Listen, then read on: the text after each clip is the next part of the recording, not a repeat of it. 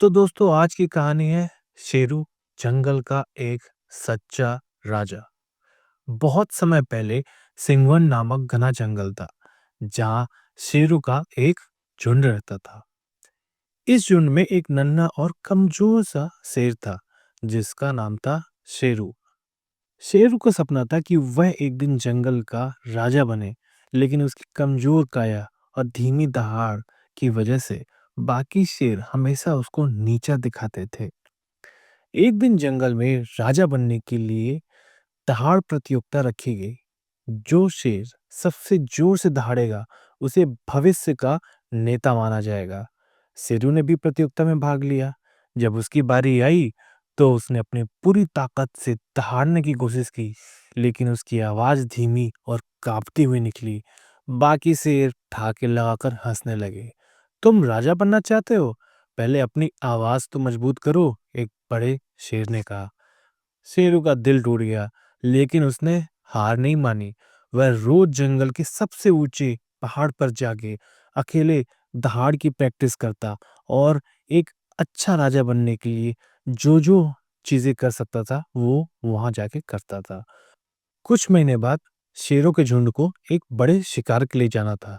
यह नेतृत्व दिखाने का शेरू के लिए एक सही अवसर था। शेरू ने सबसे आगे बढ़कर शिकार करने की कोशिश की, लेकिन उसकी चाल में वो आत्मविश्वास की कमी थी जिसके कारण सारे हिरण भाग निकले।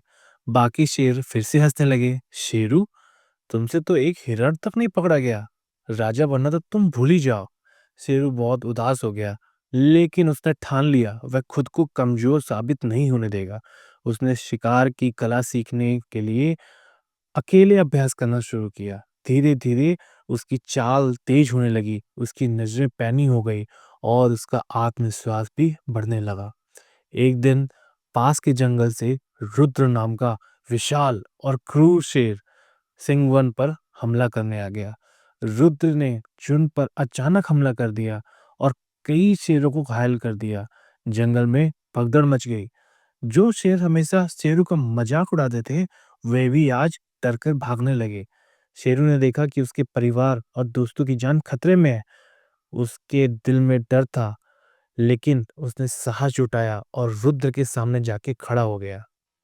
अगर तुम इस जंगल में नुकसान पहुंचाना चाहते हो, तो तुम्हें पहले मुझसे होके गुजरना होगा, शेरू ने दहाड़ते हुए कहा। रुद्र हंसते हुए बोला, तुम जैसे कमजोर शेर मुझे रोकोगे? लेकिन इस बार शेरू पहले जैसा नहीं था। उसने अपनी तेज चाल, बुद्धिमत्ता और साहस के साथ रुद्र पर हमला किया।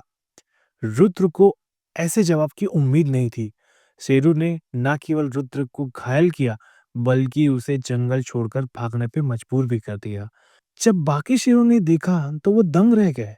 उन्हें एहसास हुआ कि असली ताकत सिर्फ शरीर की ताकत में नहीं होती है, बल्कि दिल में साहस और दिमाग की चतुराई में भी होती है।